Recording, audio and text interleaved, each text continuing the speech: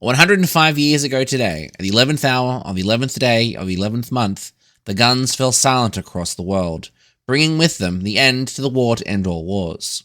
Globally, this day goes by many names: Remembrance Day, Armistice Day, or Veterans Day, among others. But it is universally used as a day to reflect, to remember, and to commemorate those who have answered the call of their nations of choice or birth, who have made the supreme sacrifice. And with the silence of battle of the Great War, Australia laid to rest 61,514 of their sons and daughters within the embrace of French, Belgian, Turkish, and Egyptian cemeteries. Save for General William Throsby Bridges, the first commander of the 1st Australian Division, who was killed at Gallipoli and is interred at the Royal Military College Duntroon in Canberra, none of Australia's war dead were brought home, and approximately 54,000 of those who were killed did so on foreign soil. And of those 54,000 dead, 18,000 would have no known grave. On the 11th of November 1920, the British unknown warrior was interred within Westminster Abbey, a man intended to represent all young men of the British Empire who'd been killed in the war. And a similar unknown French soldier was buried under the Arc de Triomphe on the same day. The following year, the unknown soldier of the United States of America was interred in Arlington. Almost immediately, plans were made to honour one of Australia's war dead in the same fashion, but it would not be until 1993 where one would finally be brought home. On this special Remembrance Day episode of I Was Only Doing My Job, an Australian military history podcast, it is devoted to the story of the unknown Australian soldier who was laid to rest 30 years ago today. Australia's military history is more than just a collection of dates and the locations of war-ravaged battlefields. It is the stories of service and sacrifice of those who have answered the call of their country of birth or adoption and the enduring legacy they have created.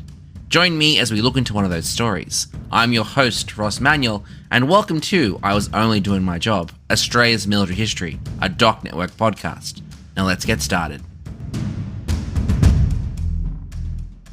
As mentioned previously, while there were plans in the 1920s to exhume one of Australia's 18,000 unidentified war dead, to entomb them within the proposed but not yet built Australian War Memorial in Canberra to serve as a representative of all those who had given their life in the war, and considering that for most Australians at the time, the cost and physical distance to visit their loved ones' resting places located on the other side of the world was simply a voyage outside the means of the average Australian, not to mention considerably dangerous at the time, these plans were not without opposition. Some felt that the unknown warrior in England was representative enough. In fact, there was a chance that the unknown warrior was also Australian. More persistent opposition came from the Commonwealth War Graves Commission, who had a blanket ban on any exhumations of any kind.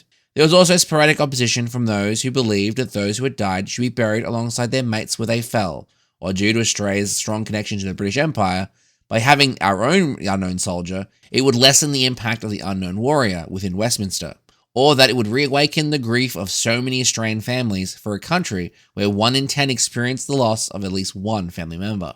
So strong was this opposition that it wasn't until 1991 that the Australian War Memorial successfully initiated a campaign to repatriate the remains of an unknown Australian soldier of the Great War to be entombed within the memorial's Hall of Memory. Considering that 73 years had passed since the end of the war, great pains were taken to ensure that the sufficient remains were recovered of a single Australian soldier from a soldier that couldn't be possibly identified in the future.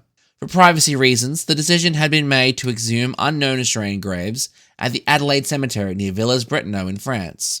As the Adelaide Cemetery was a reburial cemetery, that meant that the unknown soldier was buried elsewhere, potentially where he fell, and then was reinterred at Adelaide Cemetery, where the cemeteries were consolidated, which adds to its anonymity.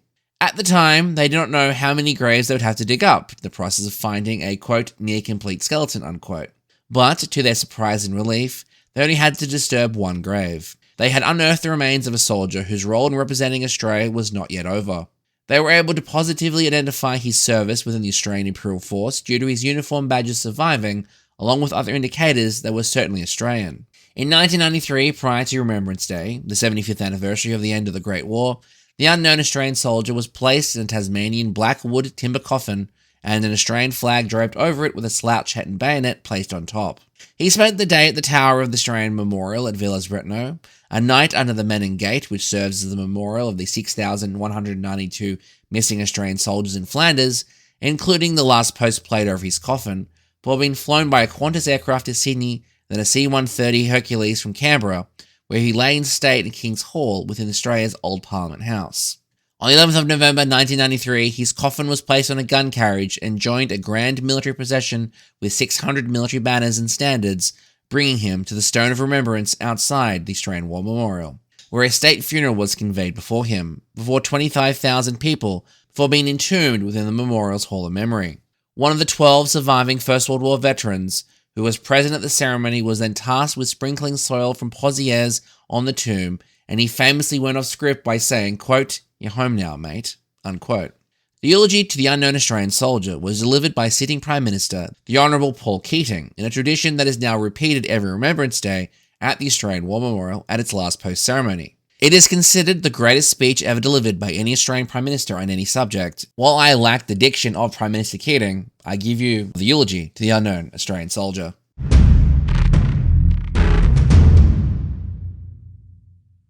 We do not know his rank or his battalion.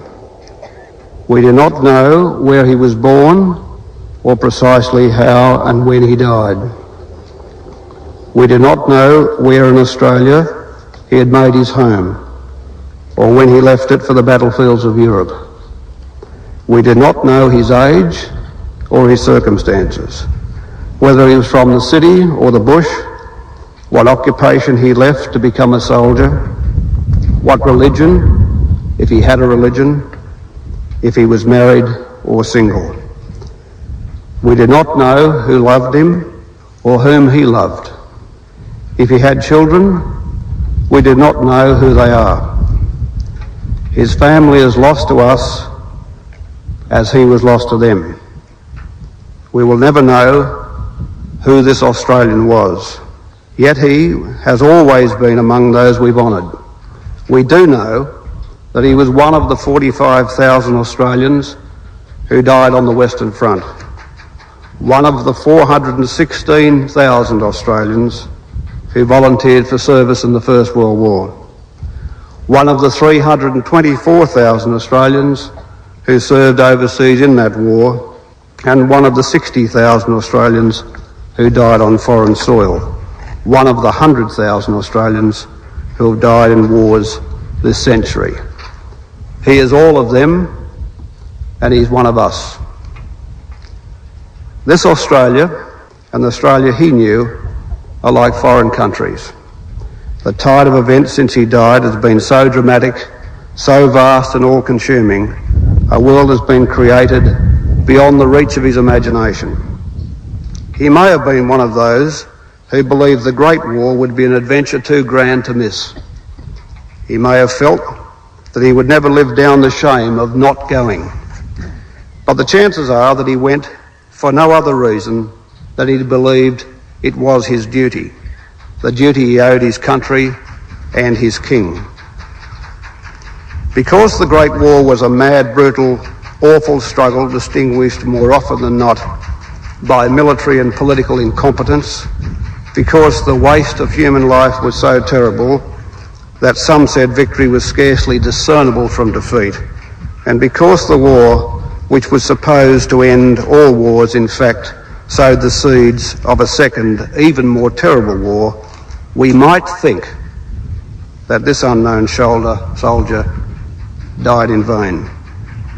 But in honouring our war dead, as we always have, we declare that this is not true.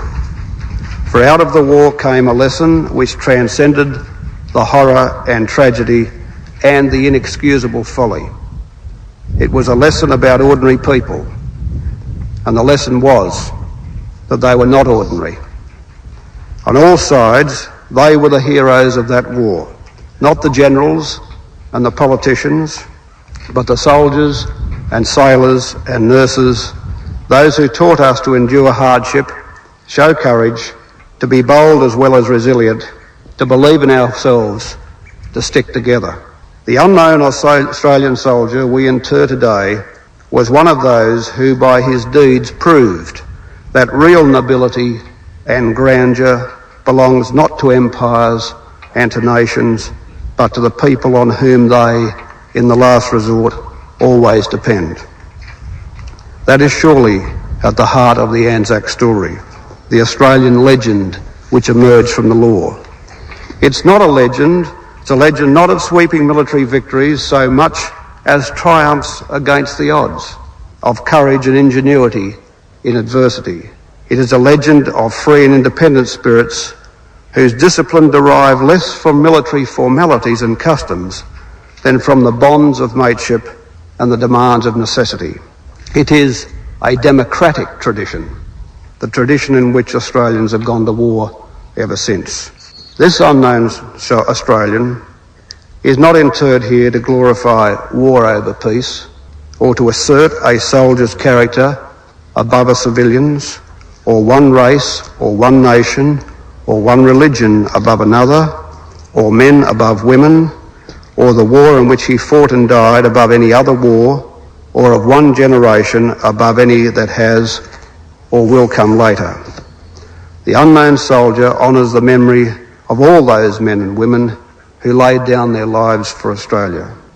His tomb is a reminder of what we've lost in war and what we have gained. We've lost more than 100,000 lives, and with them all their love of this country and all their hope and energy. But we've gained a legend, a story of bravery and sacrifice, and with it a deeper faith in ourselves and our democracy, and a deeper understanding of what it means to be Australian. It's not too much to hope, therefore, that this unknown Australian soldier might continue to serve his country. He might enshrine a nation's love of peace and remind us that in the sacrifice of the men and women whose names are recorded here, there is faith enough for all of us.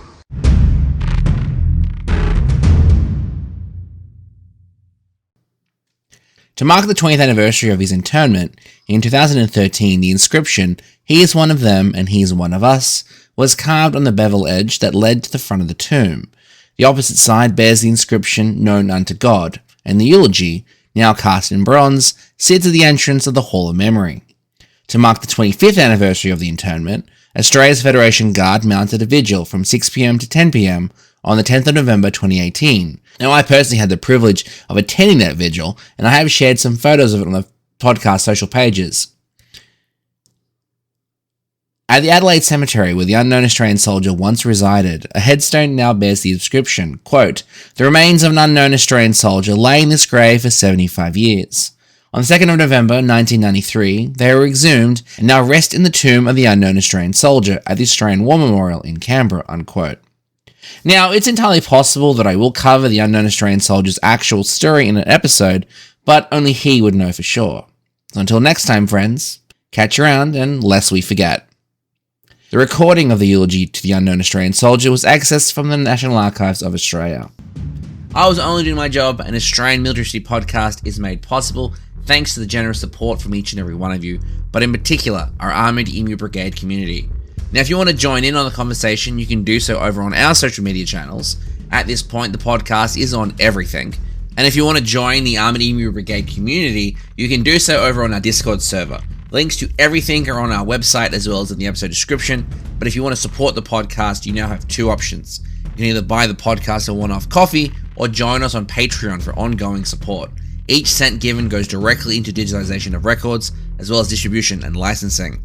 We seem to have hit a chord with the population of Ashburn, Virginia, as it and the United States are still our most popular country to listen to the podcast. So a shout out to whoever is following us there.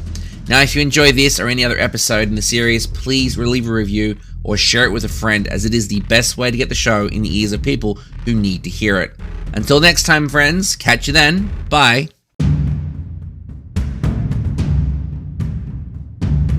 Thanks for listening to the I Was Only Doing My Job Australia's Military History Podcast, a Doc Network production.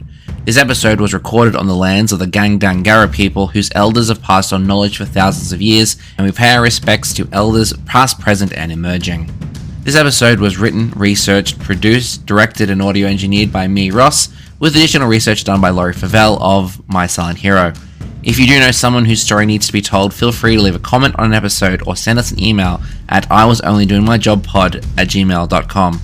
If you like what we do here and you want to support this podcast, the best thing you can do is share this with a friend or leave a review on your favorite podcast platform, as it really helps others find the show. And if you want to join in on the conversation, join us over on Discord. And if you want more content, including show notes, photos, transcripts, and my various adventures finding memorials dotted around Australia, head over to our website at www.thedocnetwork.net and follow the show on all our social media pages at IWODMJ. Don't worry, there are links to everything in the show notes. Join me personally for more bite-sized history over on TikTok and pretty much everywhere else at Doc Winters.